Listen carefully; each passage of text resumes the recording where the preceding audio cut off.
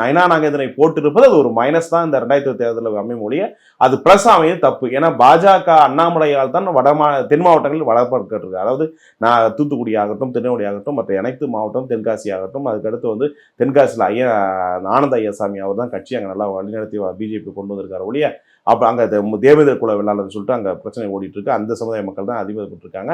தேனியில் இப்படிலாம் பார்க்குற போது பார்த்தீங்கன்னா அங்கே அண்ணாமுடைய செயல்பாடு தான் கட்சி வந்திருக்கு. இவருடைய செயல்பாடால் முக்குளத்தூர் வந்து பாஜக இணைஞ்சி பெருசா மாற்றம் ஒண்ணு. ஆனா அவருக்கு அந்த செல்வாக்குன்றது இந்த கட்சியில இல்லனாலுமே அவருக்கு ஏற்கனவே இருக்கக்கூடிய செல்வாக்கு தானே. அது செல்வாக்கு சரியுமா, ஒரு செல்வாக்கு குறிப்பிட்ட செல்லு சரியும். அவர் இப்போது பொறுத்த திருநெல்வேலியில செல்வாக்கு சரிந்திருக்கு. ஏன்னா நான் எடுத்தப்பட்ட தகவல் அடிப்படையில் சேகரிப்பு அடிப்படையிலையும் சர்வே ஏற்கனவே எடுத்த அடிப்படையிலும் பார்க்குற போது செல்வாக்கு பழைய செல்வாக்கு இப்போ இல்லை, குறைஞ்சிருக்குதான் பார்க்க முடியல.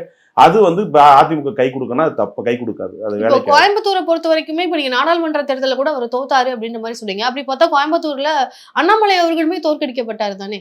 அண்ணாமலை மறுபடியும் சொல்றேங்க, மறுக்க சொல்ற மாதிரி என்ன காரணம்னா, உங்கள்கிட்ட 3ஆம் முறை சொல்றேன், அண்ணாமலை சதியால் தோக்கப்பட்டாங்க. அதாவது செந்தில் பாலாஜி வந்து ஜெயிலிருந்து வச்சு இது பண்ணதாலும், அதுக்கடுத்து ஏடிஎம்கே ஓட்டாங்க, டிஎம்கே போனதால தான் தோக்கப்பட்டாங்களோ, இல்லைன்னா தோல்வி கிடையாதுன்னு பலமுறை சொல்லிட்டேன். இது 3ஆம் முறையே உனக்கு நான் பதிவு பண்ணுறதுன்னா, இது சதியால் தான் வீழ்த்தப்பட்டதோ, அரசியல் கணக்கு. இந்த வாட்டி சட்டமன்ற தேர்தலில் நிக்கிறதுக்கான வாய்ப்புகள் இருக்கா? அண்ணாமலையுடைய அரசியல் புரியல, தெரியல, எனக்கு விளக்கம் சொல்ல முடியல. ஏன்னா அவர் என்ன டிசைட்னு எனக்கு தெரியல, என்ன அடுத்து நகரும் டிசைட் பண்ணா எனக்கு தெரியல. ஸோ அது வச்சா நம்ம அடுத்து நிப்பாரா நிற்க மாட்டோம்னு சொல்லலாம். பட் அவர் என்ன அரசியல் முன்னெடுக்க போறாரு இதுக்கு மேல தமிழக அரசியல்ல? ஏன்னா தென் சவுத் இந்தியா பொறுப்பாளரே போட்டாலே வந்து பார்த்தீங்கன்னா அது 10 ஒரு பொறுப்பு. ஏன்னா வந்து பாஜக பொறுத்தவரை செயலாளர் போட்டால் 10 பேர் செயல்படுவாங்க. காங்கிரஸ்லையும் பிஜேபி இருக்க பிரச்சனை அதுதான். செயலர்னா ஒருத்தர் செயலர் இல்லை, 10 பேர் செயல்படுவாங்க. அது மாதிரி வந்து பார்த்தீங்கன்னா அது வந்து வேலைக்கு ஆகாது. அப்படி போது அவருக்கு என்ன முக்கியத்துவம் பாஜக கொடுக்குறாங்க, இங்கே தமிழ்நாட்டில் என்ன ஃப்ரேமில் அரசியல் பண்ணுறது எனக்கு புரியல, தெரியல. அது வருகிற போது தான் அந்த கணக்குகள் வரும்.